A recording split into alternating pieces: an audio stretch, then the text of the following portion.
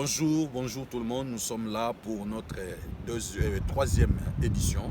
Nous voulons partager ensemble les éléments que nous avons à vous donner. Je ne suis pas seul, je suis avec mon compatriote à qui nous allons passer cette émission. Nous allons partager le plateau. Bonjour, comme l'a dit mon compatriote, nous sommes là simplement pour réfléchir. Nous n'avons pas la prétention d'être des moralisateurs ou des donneurs de leçons, mais on veut simplement réfléchir par rapport à... Ok, bon, écoutez, moi j'ai suivi beaucoup des éléments et parmi les éléments que j'ai suivis, ça m'a révolté. Et ça m'a révolté, je ne voulais pas rester silencieux, je voulais quand même en parler. Je voulais faire part de ces éléments-là à d'autres personnes. Peut-être ils ont déjà des informations, peut-être pas, mais je voulais faire part. Est-ce que tu es au courant de ce qui se passe aujourd'hui en Chine? C'est vraiment... J'ai eu l'occasion de voir à travers des réseaux sociaux, à travers des médias, ce qui se passe actuellement. C'est vraiment révoltant. C'est très révoltant parce que dans l'histoire de ces maladies que nous sommes en train de parler, du coronavirus, ça n'a pas commencé chez les Noirs. On est bien d'accord. Ça n'a pas commencé chez les Africains. Mais comment aujourd'hui en Chine, cela peut changer pour qu'on puisse dire que ce sont les Africains qui ont apporté ces virus en Chine? Comme dans toutes les guerres, l'histoire a toujours été écrite par les gagnants. Et depuis le début, l'Afrique a toujours été, l'Afrique a toujours été le bouc émissaire de ce qui se passe. Et on est vraiment arrivé à un temps où on peut ne surtout pas rester les bras croisés et rester distrait. Je suis bien d'accord avec toi. On est arrivé à un point où nous ne pouvons plus croiser les bras. Nous ne sommes pas des complotistes, puisque nous sommes en train d'en parler. D'autres personnes vont traduire mal nos propos. Nous ne sommes pas des complotistes. Mais ce que nous voulons, que la justice soit pour tout le monde. Qu'on soit de ma couleur, qu'on soit de notre couleur, nous sommes tous des êtres humains. On est bien d'accord. Et un être humain a droit à un certain traitement et un certain respect. Et ce qui se passe en Chine, ce n'est pas concevable. On ne peut pas accepter ça, c'est inadmissible. Puisque comment quelqu'un qui a été confiné, quelqu'un qui a respecté tout, les règles, on peut rentrer chez lui, à la maison. Suivons ces éléments et vous allez comprendre de quoi nous sommes en train d'en parler, de parler. Suivons vraiment, est-ce que c'est immense? En Chine, ils sont accusés de propager le coronavirus. They keep chasing us around. Everywhere we go, we cannot spend up to 3 hours or 2 hours in one place. They will start chasing us around. We don't have house, we don't have food, we don't have anywhere. Des hommes, des femmes, c'est la nuit dehors. Parce qu'ils sont accusés de proliférer le virus chinois. Ils sont discriminés, mis à l'écart, agressés par le gouvernement chinois. Il faut réagir. Il faut réagir. Les Chinois, par contre, vivent très bien chez nous. Il y en a qui vivent, on voit dans beaucoup de pays qui se sont... Okay, vous avez tous vu les images que nous venons de vous faire voir. Est-ce qu'un être humain mérite ça? Après cette image, qu'est-ce que tu peux dire? Comme on l'a dit, c'est vraiment regrettable, c'est vraiment révoltant. On n'est pas simplement là pour défendre les Noirs, on défend surtout l'humain, ce qui arrive à l'humain. L'humain. Mais c'est vrai que la sagesse dit que la charité bien ordonnée commence par soi-même. Et en tant que Noir, en tant qu'Africain, on doit vraiment se sentir touché par ce qui arrive à nos frères, à nos semblables. Et qu'est-ce que tu peux dire à nos frères, à nos semblables par rapport à ce qui arrive? Qu'est-ce que tu peux leur dire? Tout ce que je peux dire, c'est que, vous savez, j'aimerais citer une citation. Jules César disait « Si vis pacem parabellum », qui veut dire « Qui veut la paix prépare la guerre ». Un peuple ou une personne qui ne se défend pas à chaque fois qu'on l'attaque se fera tout le temps attaquer par n'importe qui. C'est bizarre que tu es en train de parler de guerre parce que j'ai entendu le discours du président français qui disait que nous sommes en guerre. Est-ce que la guerre qu'il était en train de faire allusion, c'était contre les Noirs ou contre une maladie ou une épidémie qui est en train de ravager? Qu'est-ce que tu peux dire par là?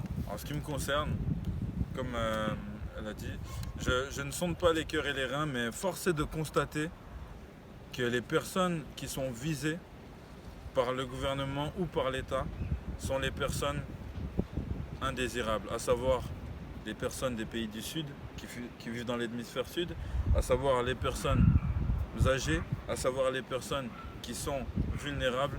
Et c'est vraiment une bonne question à se poser et on devrait y réfléchir. Par rapport à la jeunesse africaine, qu'est-ce que tu peux lancer un message? Parce que malgré tout, nous sommes compatriotes, mais quand on se regarde, je suis un peu plus âgé que toi. Tu rentres un peu plus dans les raisonnements de la jeunesse africaine ici en Europe. Qu'est-ce que tu peux dire à la jeunesse africaine ici en Europe par rapport à ce qui se passe? Ce que j'aimerais dire à la jeunesse africaine de l'Europe, c'est que on a beau avoir des... Vous savez, il y a être citoyen européen ne veut pas dire être européen. Il y a une grande différence. Et malgré tous les passeports qu'on a, malgré tous les diplômes qu'on peut avoir, tant que l'Afrique n'ira pas bien, c'est tout le peuple noir, afro-caribéen, afro-américain, afro-brésilien, afro-cubain qui ira mal. Donc ce n'est pas simplement en Chine, parce que j'ai regardé aussi ici à l'Italie. Nous sommes voisins, nous sommes frontaliers. On est à donc peine, voilà, ouais, nous ici avec l'Italie, c'est 1 heure et quelques si je m'abuse, 2 heures. Nous sommes à la frontière ici à l'Italie. C'est même pas 2 heures, c'est 1 heure et quelques. Je vis, il y avait une image qui m'avait choqué, mais je me disais, c'était peut-être un cas isolé. Je me disais, c'est là. Mais en regardant fort, comme tu as dit, fort de constater, je commence à me poser des questions d'une autre manière. Il y avait un monsieur noir, si on peut dire, bien que moi je ne crois pas à cette expression-là, moi je ne suis pas noir. Il y avait un monsieur noir, comme on dit, mais il était à l'hôpital. Et ce monsieur n'a pas été soigné, soi-disant comme il était porteur de ces virus, on ne pouvait pas le toucher. Et qu'est-ce que toi tu peux penser, qu'est-ce que toi tu peux dire par rapport à ça? Io sto male e sono in ospedale e c'è la signora che mi dice tu perché non vai a paese tua, tu devi morire. Cosa va bene questa cosa? Uno che sta male e poi dice tu devi morire. Questa è vera? Questa va bene questa? Io devo morire perché sto male? Va bene signora, ok, grazie. Ok, va bene, grazie, ok? Ok, va bene, grazie tutto. Ok, va bene. Ok, va benissimo. Grazie di cuore, grazie. Ok, grazie. Ok, ho capito. Va benissimo. Ho capito. Ok, va bene. C'est vraiment une... comment je peux dire? C'est vraiment une imposture. Parce que si on regarde dans le monde, les personnes les moins touchées, ce sont nous autres, les Noirs. Et il y a une espèce d'hypocrisie qui est en train de se passer. On veut tester des vaccins en Afrique, alors qu'en Afrique, c'est les personnes les moins touchées. Et je me demande vraiment, je pense que ça demande vraiment réflexion. Oui, mais j'ai vu certaines personnes dans nos gouvernements, certaines même qui sont dans le domaine des recherches, ils étaient en train de dire que non, nous sommes candidats au vaccin en Afrique. Est-ce que l'Afrique a besoin de ces vaccins aujourd'hui? Déjà, quand on parle de candidature, j'aimerais bien savoir qui s'est porté volontaire en Afrique personnellement, qui a dit qu'on aimerait tester le C'est une vaccin. très bonne question. Moi, j'aimerais dire ceci à la jeunesse africaine. Nous qui sommes ici à l'Europe, nous sommes en train de voir beaucoup de choses et que ce que je vous demande, n'acceptez pas de vaccin. À aucune manière, n'acceptez pas le vaccin. Si ces personnes-là veulent être vaccinées, ils n'ont qu'à commencer, ils n'ont qu'à donner l'exemple. Après leur vaccination, c'est alors que nous, le petit peuple comme on nous appelle, on viendra. Mais si eux-mêmes n'acceptent pas le vaccin, n'acceptons pas ce vaccin. Ok, donc on va marquer un coup pause où on va balancer aussi notre élément pour nous permettre encore à évoluer dans ce qui Parce que les Français nous prennent vraiment pour des idiots. Même quand on rentre à l'hôpital aujourd'hui pour un mal de tête, on vous met ça sur Covid-19. Il y en a certains qui ont organisé un trafic d'organes pour le commerce. Ils vont me le donner, mon mari. Il me dit, chérie, si tu ne me sors pas de cet hôpital, ils vont me tuer. Ils ont intubé mon mari, ils l'ont ventilé sans me... Mon mari est à l'hôpital depuis mercredi. Vous me dites qu'il est entré ce matin, mais on ne doit pas parler de la même personne. Il est stable. S'il continue comme ça, d'ici la fin de la semaine prochaine, je vais le sortir parce que l'état est stable. Mais vous avez eu combien de décès? Il me dit un seul. Je dis, mais de qui? Mais monsieur Ekoutou, mais il a quoi? Il me dit le crise cardiaque. Mais finalement, il est mort de quoi exactement? Il avait le Covid, il avait la crise cardiaque, mais il avait quoi? La mort du plus faible. Monsieur le Président de la République, Emmanuel Macron, Je prends la parole aujourd'hui pour vous dire que Dieu a rejeté votre autorité sur cette nation française. Frappe frappe ce gouvernement, Seigneur, jusqu'à extermination, parce qu'il a voulu la mort du plus faible, Seigneur. Frappe. Ok, de retour, nous sommes toujours là. Partons aux États-Unis. Aux États-Unis, j'ai écouté le discours du président américain. Il était en train de parler pourquoi la population noire américaine sont plus atteints et ils sont en train de mourir en masse et on les enterre dans des fosses communes. Il a donné les explications et je vais revenir après. Mais qu'est-ce que toi tu en penses par rapport à ça? Parce que je sais que tu es au courant et tu as suivi aussi les éléments. En ce qui me concerne, le fait que les Afro-Américains se fassent tuer, c'est vraiment pas nouveau. Je pense que c'est une naïveté peut-être de notre part d'en être choqué aujourd'hui. Mais il n'y a qu'à regarder la manière dont les Noirs sont arrivés en Amérique. On comprendra qu'il n'y a vraiment pas de quoi s'étonner. J'ai reçu une vidéo par le biais d'un ami. Il est en Belgique. C'est un pasteur. Il m'a envoyé un lien où j'ai regardé. J'ai vu aussi un monsieur, un défenseur de certains droits, de certaines lois qu'on est en train de vivre ici à l'Europe. Il a dit ceci, qu'il avait un ami à lui propre. Il les connaissait, il était en bonne santé. Il est parti à l'hôpital juste parce qu'il avait mal des dents. Et 2 heures après, il était mort. On lui a dit qu'il était mort de coronavirus et pourtant il était parti juste à cause des maux des dents. Qu'est-ce que tu peux dire? En ce qui me concerne, j'ai beaucoup de respect pour le corps médical. Je n'ai pas la prétention d'être un médecin, mais je pense que l'être humain peut faire des erreurs. Le gouvernement, les institutions médicales peuvent tous faire des erreurs et il faut qu'on dénonce certaines choses. Ce n'est pas acceptable que quelqu'un meure à cause d'une rage de dents. Ok, donc moi je suis d'accord avec toi. Nous aimons les médecins parce qu'ils sont là pour nous soigner. Nous les aimons, nous les portons. Il y a des bons médecins, même par rapport aux prochains éléments. Vous verrez, il y a des médecins qui défendent certaines valeurs. Mais il y a quand même certains médecins peu scrupuleux qui sont en train de profiter de ces moments. Ça, c'est l'hypothèse que moi, je suis en train de développer. Ils sont en train de profiter de ces moments pour commencer. Parce que vous savez, aujourd'hui, dans le monde, il y a beaucoup de personnes, ils ont l'argent, mais ils n'ont pas le moyen de vivre parce qu'il y a des problèmes de guerre, il y a plusieurs problèmes de greffe où ils sont en attente. Et ils profitent de cette occasion pour tuer les gens en masse et vendre les organes vitaux pour permettre à ceux-là, entre guillemets, la population aisée, pour qu'ils puissent revivre avec les organes, parce que l'élément que nous allons suivre par la suite, il y a une dame ici en France, elle est en train de dénoncer cela. Est-ce que tu as suivi? J'ai suivi. Oui. Ouais, qu'est-ce que tu peux nous dire par rapport à ça? La dame à qui on a...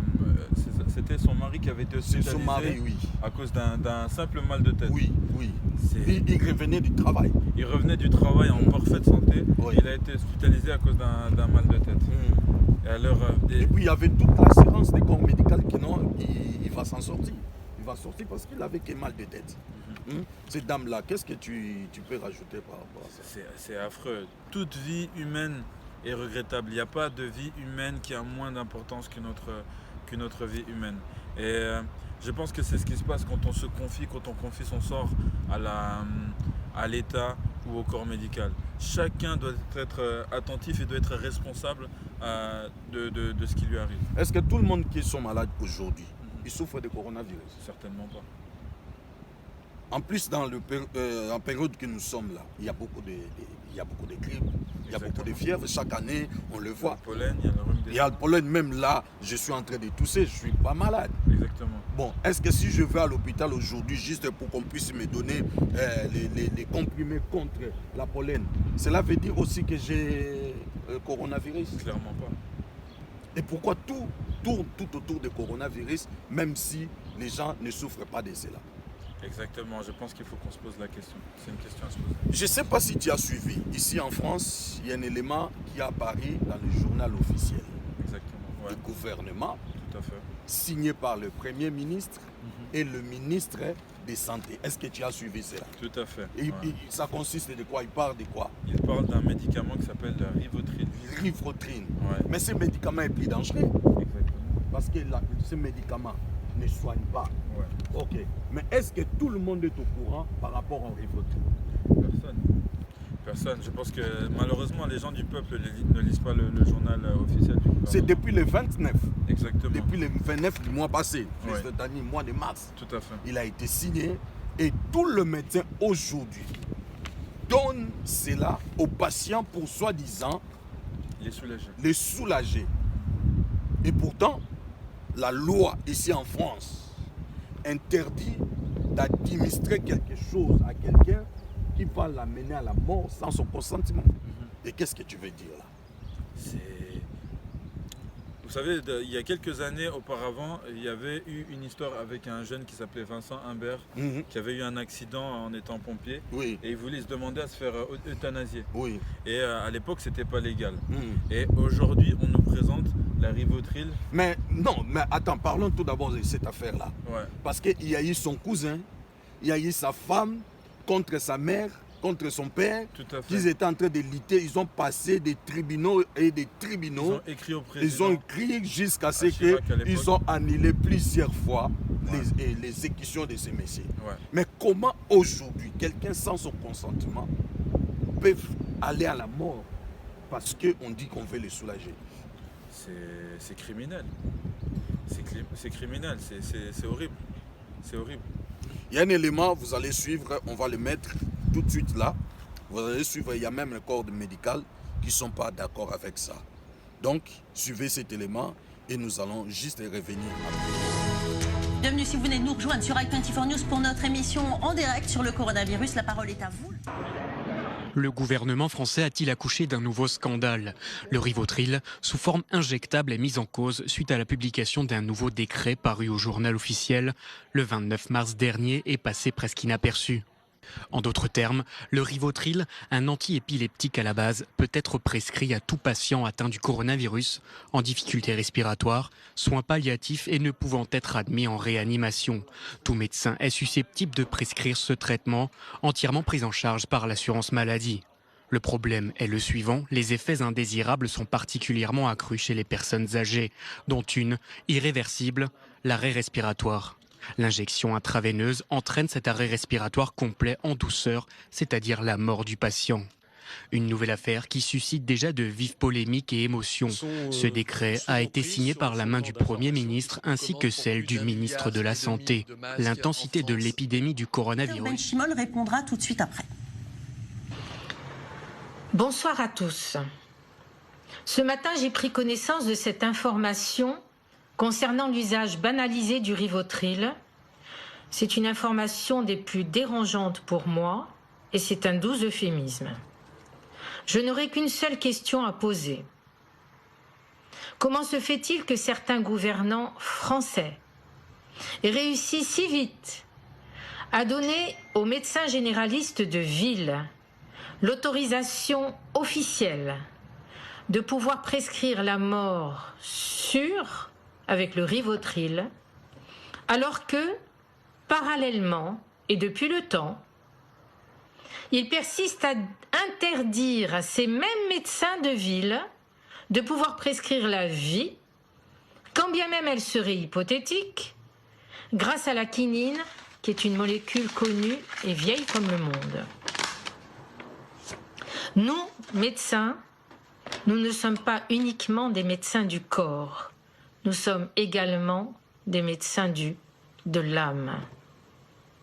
Ne tombons pas dans le piège de ces gens-là qui, sous couvert de nous obliger à répondre dans l'urgence à des grandes questions existentielles, cherchent en fait à nous faire collaborer à leur froide arithmétique dépourvue d'âme et de cœur.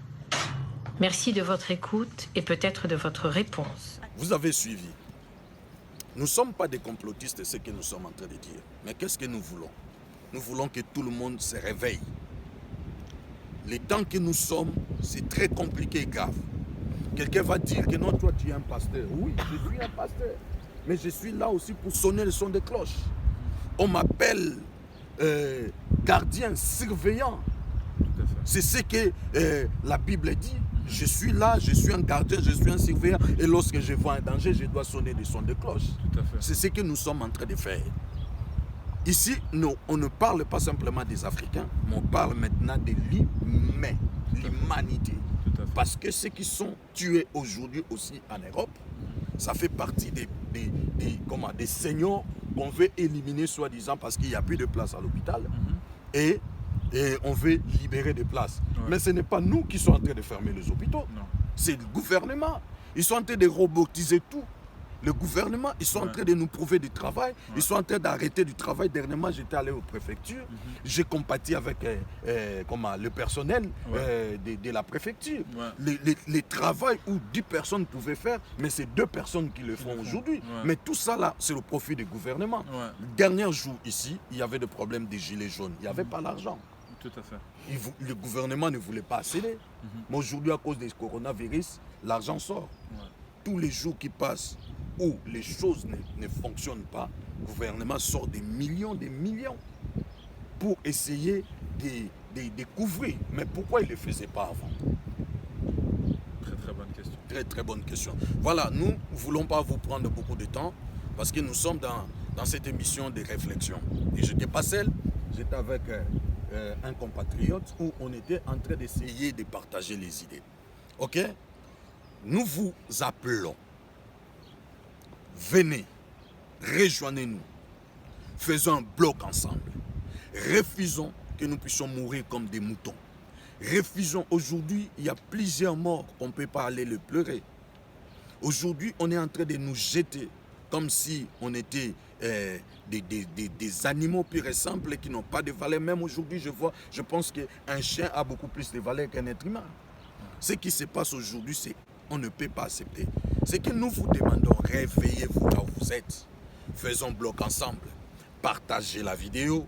Et même s'il faut, comme on nous a dit, de se tenir 1 mètre à distance, ne regardez pas parce qu'on est en train de zoomer. Nous sommes à 1 mètre de distance.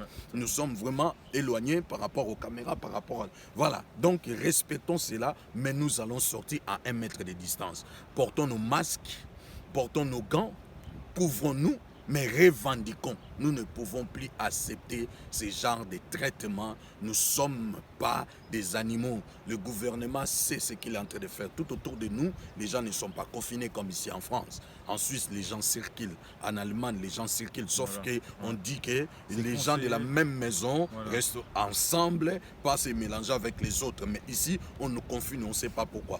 Et retournons tout autour de nous. Nous allons constater que ce qui se passe ici en France ne se passe nulle part ailleurs, peut-être aux États-Unis seulement. Et soyons prudents. Est-ce que tu as un mot à dire avant que nous puissions clôturer notre émission? Comme on disait, pour conclure, je vais vraiment être bref. Comme l'a dit mon compatriote, lui, il est pasteur. Mais en dehors de cette fonction, ça reste un être humain.